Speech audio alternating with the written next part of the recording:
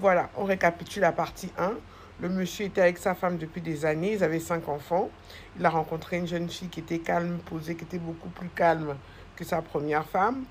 Il a voulu changer le régime précédemment qui était monogamie en polygamie, ce que la loi gabonaise permet, mais il faut l'autorisation de l'épouse pour pouvoir le faire.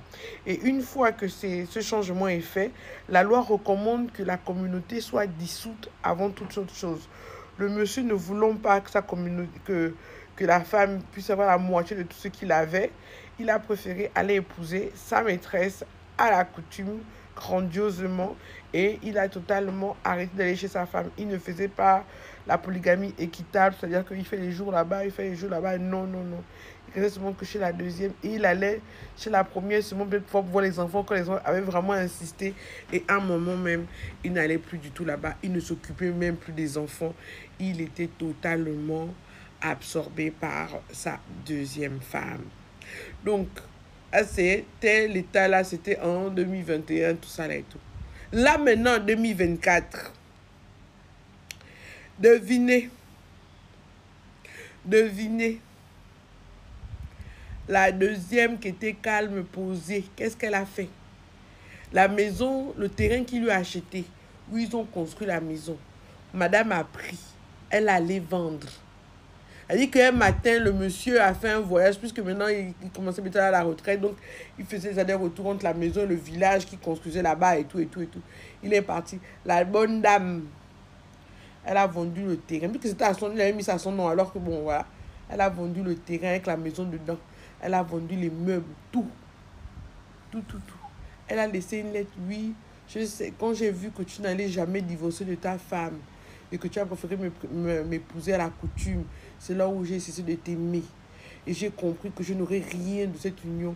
Donc j'ai préféré attendre le bon moment. J'ai déjà tout vendu. Ce n'est pas la peine de me poursuivre. C'était à mon nom. Tu m'avais donné ça. Elle, donc, imagine le gars, il arrive. Il arrive de son déplacement qui était à l'intérieur du pays. Là, il arrive comme ça, là. La maison est vide. Quand je dis la maison est vide, ça dit qu'elle a même le temps de faire peut-être le ménage. La vidance de la maison était intense. Maison vide. Donc, toi-même, tu entends l'écho de ta voix. Allô? Vide. Vide. Même pas une multiprise. Vide. Même pas un petit pot de javel qui a été oublié. Vide. Vide. Vide. Elle a fait ça en 3 jours, quelque chose comme ça, 3-4 jours.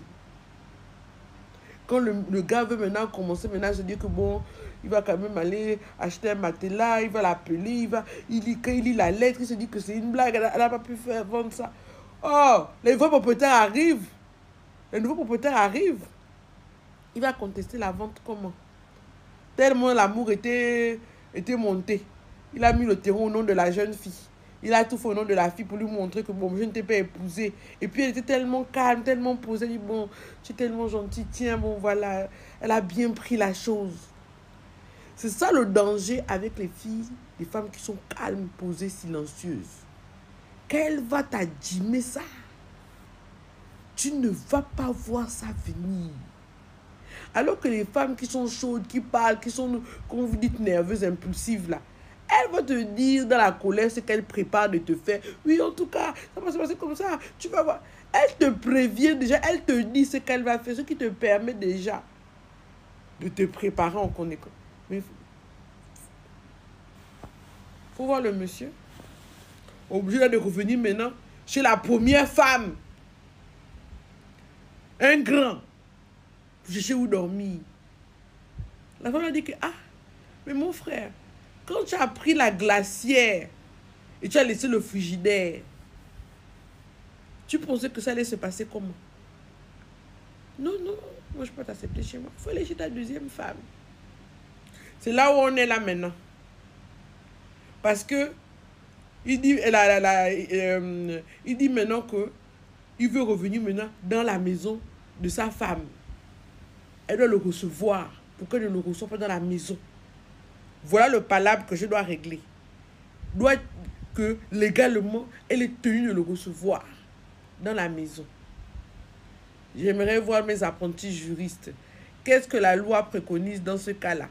Est-ce que la femme est réellement tenue de le recevoir? à vos claviers, hein, dites-moi. Je vais avoir les réponses. En gros, pour résumer, la jeune fille, elle a vendu le terrain. Elle a vendu le terrain, elle a vendu la maison. Elle a vendu tout ce qui était dans la maison. Tout ça là en 3 jours. Moi, je pense qu'elle préparait ça depuis. Mais comme elle est calme, silencieuse, suit, Didi, qu'elle arrive toujours sourire là, il ne pensait pas qu'elle avait gagné la colère, la rancune depuis le mariage coutumier. Il se dit qu'en faisant le mariage coutumier grandiose, là, c'était déjà calme. Quand la femme, elle visait la bague. Donc elle a gardé son calme. Elle a préparé sa vengeance. Le jour où elle avait déjà vendu le terrain, elle avait déjà vendu la maison. Le gars s'est déplacé. Elle a vendu les meubles. Et elle-même, elle a enlevé le corps dans un pays étranger. Vois maintenant le papa là.